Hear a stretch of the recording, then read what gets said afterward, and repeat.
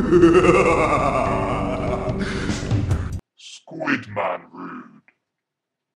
Hello! Hello and welcome to the Squidmanrude Halloween special. So you're probably wondering, what a handsome chap. And also, why am I doing a Halloween special? Well, everybody's doing it, so I thought I may as well join in. Even Jaffa Cakes are doing it, so Squidmanrude, he deserves a Halloween special. So now let's go and find some scary games.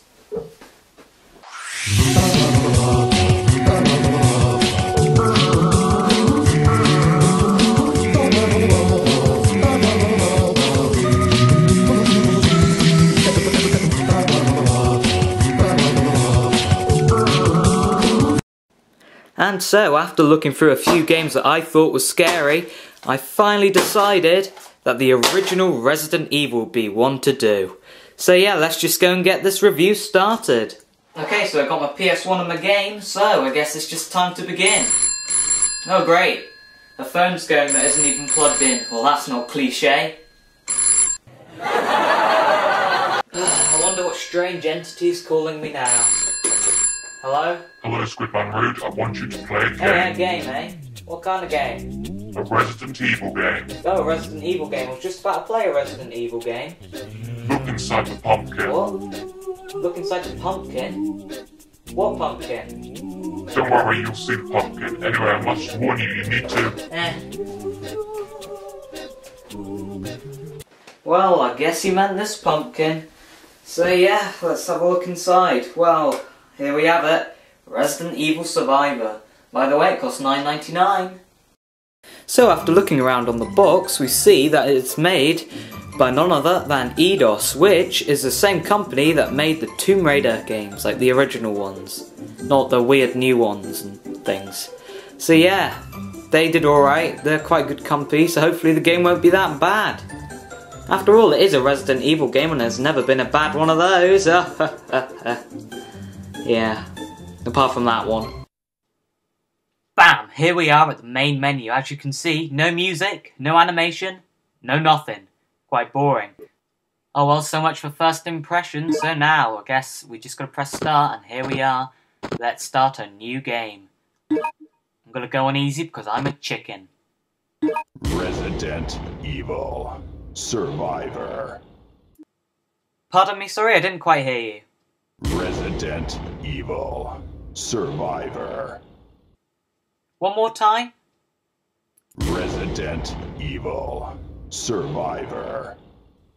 Okay, enough messing around. Now, let's begin with the story.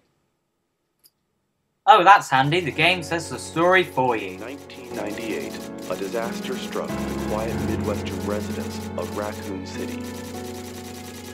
An uncontrollable outbreak of the Umbrella-created T-virus. God, that's dull. Anyway, I'll give you the basic lowdown. So basically, this guy over here goes and blows up your helicopter. Don't know why you're in the helicopter in the first place, but he goes and falls flat on his face. Of course you survive, but obviously you can't remember a thing, so you've basically got to have a huge romp around this zombie-infested town looking for who you are. So that, and a few creepy telephone calls like the one we had earlier in this video, and also a few weird kids, is basically the whole story.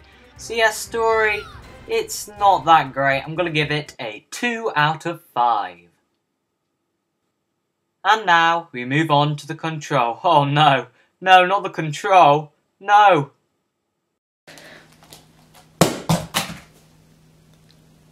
Well, the control starts off okay, you use the D-pad to move, etc, that's perfectly normal. But then we move on to the shooting. The shooting, you have to hold down R1 and continually press X. And also, for some reason, if you hold down R2, the game will automatically show you where you need to go, which is a bit weird. The worst part of the control is the fact that you can't shoot while running away. That leaves you in some predicaments, such as this one. So yeah, that's the worst part of it, and I'm going to give the control 1 out of 5. The whole point of the original Resi games was to conserve your supplies, but in this game you have to shoot all your ammo to reload, which is just stupid, and it really annoys me. Now, let's move on to presentation. Well, it looks not that good. since Resident Evil 3 and 2's graphics are actually much better than this, and this is made after. So it's a bit of a, like, laziness problem there, so yeah, it's not very good. For that, I'm actually going to give it a 2 out of 5.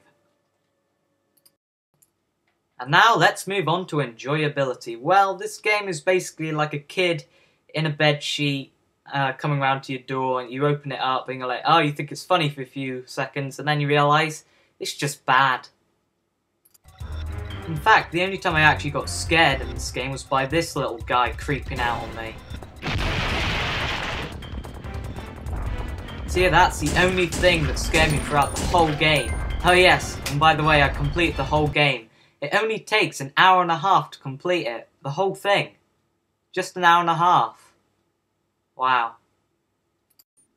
One of the good things about this game is that you're not only restricted to using the handgun, you also get other weapons such as the shotgun and the flamethrower, which adds an element of exploration, rather than ploughing through it all as fast as you can. And so that gives the enjoyability a 2 out of 5. And so that leaves us with an overall score of 7 out of 20. Story 2 out of 5, control 1 out of 5, presentation 2 out of 5, and enjoyability 2 out of 5.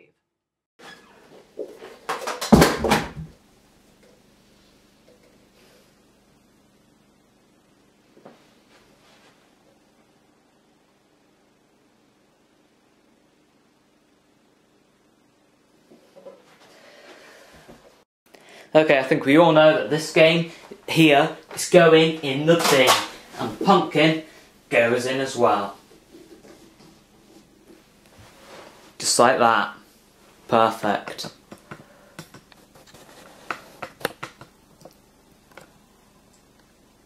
If you enjoyed this video, please like, comment, and click the button on screen now to subscribe. Also, while you're here, why not check out my Wallace and Gromit, Curse of the Were-Rabbit review, and my Uncharted review. See you there.